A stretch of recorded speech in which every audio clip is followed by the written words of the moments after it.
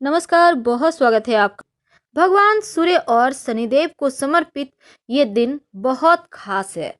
तो देश के अलग अलग राज्यों में मकर संक्रांति को कई नामों से जाना जाता है, जैसे कि उत्तरायण, पोंगल, खिचड़ी।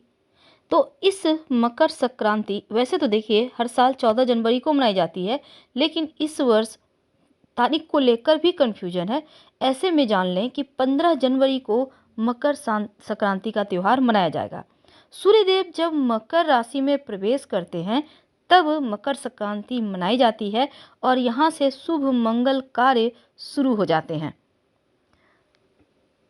तो 14 तारीख को हर बार मनाई जाती है, लेकिन कई बार कन्फ्यूज़न होता है।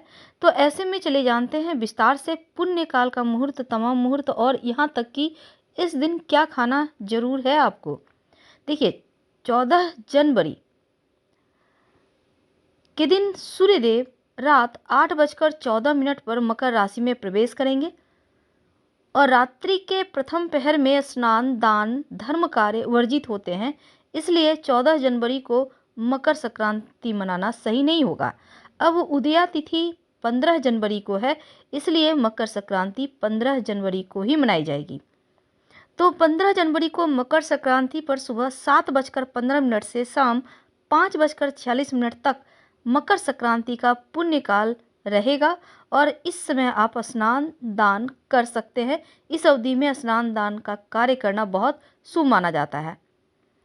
इस बार चूंकि मकर संक्रांति रविवार के दिन है, तो इस त्यौहार का और भी ज़्यादा महत्व बढ़ जाता है, क्योंकि सूर्यदेव का दिन है, ये सूर्यदेव को समर्पित है रविवार। और दोपहर 12:09 से दोपहर 12:52 तक अभिजीत मुहूर्त रहेगा। इस मध्य अगर आप दान धर्म कार्य करते हैं, पितृदेव ज़्यादा तृप्त होंगे इस वक्त अगर आप दान करते हैं उनके निमित्त। इस दिन स्नान, दान, गाय की सेवा करने का विशेष विधान है। पौराणिक कथाओं में सूर्य को जगत की आत्मा बताया गया है और सूर्य के कारण ही जगत में जीवात्मा की उपस्थिति संभव हुई है। अब सूर्य के बिना सृष्टि में जीवन की कल्पना ही नहीं हो सकती। और चूंकि सूर्य धनु राशि से निकलकर मकर राशि में प्रवेश कर रहे हैं और मकर राशि शनिदेव की राशि है, सूर्य के पुत्र हैं शनिदेव। अब यहाँ पर शनिदेव की राशि मकर भी है और कुंभ भी है, यानी पूरे 2 महीने सूर्यदेव अपने पुत्र के घर रहेंगे। अब जीवन में परेशानी ना पड़े, इसीलिए स्नान दान का विधान है ताकि जीवन खुशियों से भरा रहे। ज्योतिष में सरसों का तेल शनिदेव का और गुड़ सूर्य का पदार्थ है। अब यहीं पर शनि और सूर्य को प्रसन्न करने के लिए इस दिन लोग तिल और गुड़ भोजन भी करते हैं, इसका सेवन करते हैं और दान भी करते हैं। चूंकि सूर्य को ग्रहों का राजा कहा गया है, मान सम्मान के कारक, पिता के कारक हैं और शनिदेव जो है वो न्याय के कारक हैं। अब सूर्य शनि की युति होगी, एक साथ हो जाएंगे दोनों।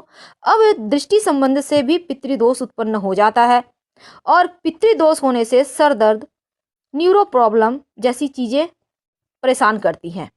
इसीलिए इस दिन अगर आप स्नान दान करें तो इसका अक्षय पुण्य प्राप्त होता है। इस दिन बहुत सारी चीज़ों को करने का विधान है, क्योंकि मकर संक्रांति से तमाम जो मंगल कार्य हैं वो शुरू हो जाएंगे। लेकिन अभी यहाँ पर शुक्र और गुरु अस्त हो जाएंगे, तो फिर अप्रैल तक तो कोई उपाय नहीं है। लेकिन अभी तक जो जीवन में परेशानी थी उससे जरूर मुक्ति मिलेगी। तो चलिए जानते हैं इस मकर संक्रांति के दिन गाय को क्या खिलाएं कि आपके जीवन की परेशानी समाप्त हो जाए। देखिए, गाय को अपने हाथों से गुड़ और तिल खिलाएं। याद रखिए, गुड़ और तिल, या अगर संभव ना हो तो हरा चारा ही खिला दें। जो मेष वाले हैं उनको इस मकर संक्रांति में खासकर बहुत लाभ होने वाला है और वृषभ वालों को भूमि भवन का लाभ होगा। जो मिथुन वाले हैं उनके लिए जीवन में खुशियां आ रही हैं। कर्क वाले आर्थिक उन्नति होगी। सिंह वालों शत्रु पक्ष से परेशानी हो सकती है, संभल के रहें।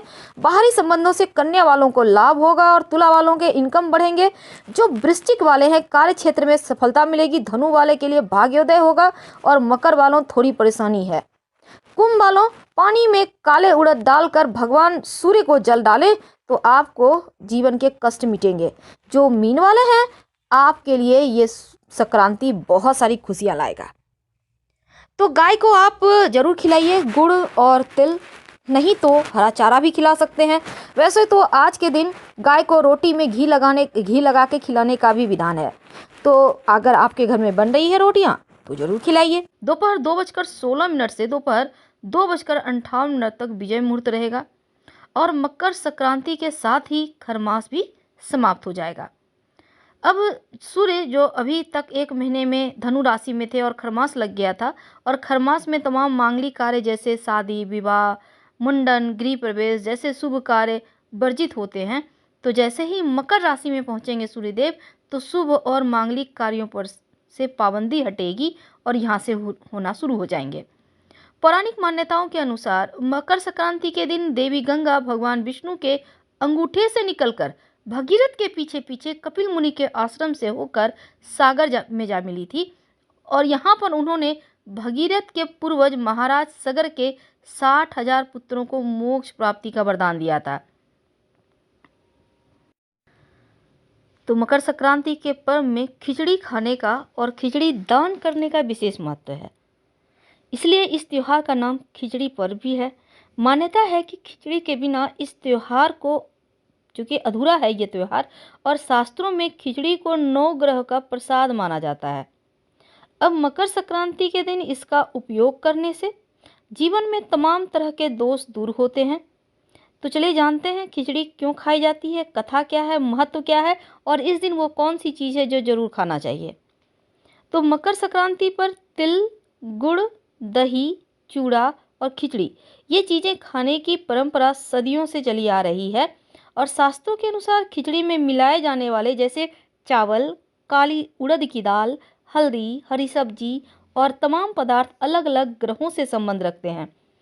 खिचड़ी के चावल चंद्रमा से संबंध रखते हैं, शुक्र ग्रह की शांति के लिए भी लाभकारी है, और काली दाल का सेवन और दान शनि, राहु, केतु के दुष्प्रभाव से भी बचाता है। हल्दी का संबंध बृहस्पति से है और खिचड़ी में घी का संबंध सूर्य से है। खिचड़ी के साथ गुड़ खाने का भी विधान है, जिसका संबंध मंगल ग्रह से है, और हरी सब्जियों का बुध ग्रह से है। तो मकर संक्रांति पर खिचड़ी के उपयोग से नवग्रह की कृपा मिलती है, आरोग्य का वरदान मिलता है, और खिचड़ी का दान करने से हर कार्यों की बाधा समाप्त होती है, सफलता मिलती है। भगवान शिव के अवतार थे बाबा गोरखनाथ, और पौराणिक कथा के अनुसार खिलजी और उसकी सेना से युद्ध लड़ने के कारण नाथ योगी ना ही भोजन पका पाते थे, ना खा पाते थे। हर दिन योगी अक्सर भूखे रह जाते। ऐसे में शारीरिक शक्ति कमजोर होती जा रही थी। इसका हल निकालने के लिए बाबा गोरखनाथ ने दाल, चावल और सब्जी को मिलाकर एक पकवान बनाने को कहा, जिसका नाम दिया गया खिचड़ी। इसे बनाने में वक्त भी कम लगता था और खाने के बाद योगी ऊर्जावान रहते थे। इसलिए हर संक्रांति पर बाबा गोरखनाथ को खिचड़ी का भोग भी लगाया जाता है और खिचड़ी मेला मनाया जाता है। इस बार मकर संक्रांति के दिन ग्रहों का भी दुर्लभ संयोग बना हुआ है। त्रिग्रही योग बनेगा सूर्य, शनि और शुक्र का।